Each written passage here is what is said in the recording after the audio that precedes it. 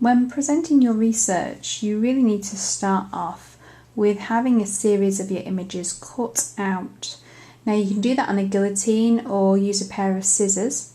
And if you are wanting to go for this technique, which you can just see up here with adding in the borders, you probably want to go for a border about 2 to 3 millimeters thick. Nothing too more than that, otherwise it detracts from the actual image that you're trying to take there. You can also see on this research page, try and make things interactive. So on this one here, there's a flap under there that could reveal some annotation about some of the pictures under here. There's little tabs that are just folded over pieces of paper that are just sunk in there behind the image, which you can just see on there.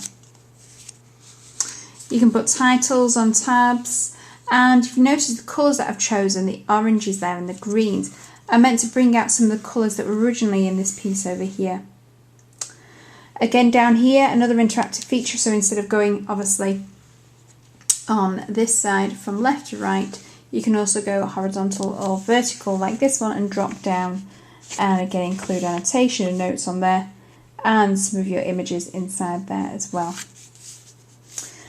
This technique over here is a very interesting one, and I would recommend you give this a go. So I had a larger image of the artist's work, and inside there you can just about see I've cut out a section, and that section I got rid of, and using that section I was able to then trace or draw or freehand in my image. There's lots of different options with this, but it gives that impression that you are still looking at the artist's work and creating your own interpretation inside, and it gives a nice texture as well. I've tabbed some of the edges and worked pencil over the sides just to soften them out. Often artist research pages expand what they can see, and you can see a little bit of that over here. So where the artist marks are here, I followed that through on here. So very simply just using pencil, and the entire page in terms of media just so far has been a little bit of pencil as I've worked in my images. And I've also had a little bit of highlighter pen. This orange here, I've picked out some segments here, and the idea that I will also feed in a little bit green there around the irises and green there to pick out the green and green here. There is a title, which is down here and down here of our artist, and I've sort of fit that around. You can, if you want to, of course, create your own hand-typed one or handwritten or typed one that you can feed in there, but I wanted to feed mine in a little bit more in terms of the design of the artist and trying to fetch that through.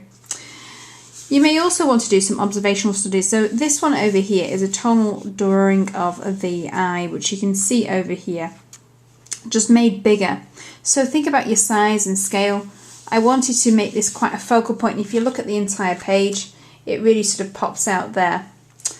Annotations, again, that's a nice idea to have words that flow around as well as where you've got them.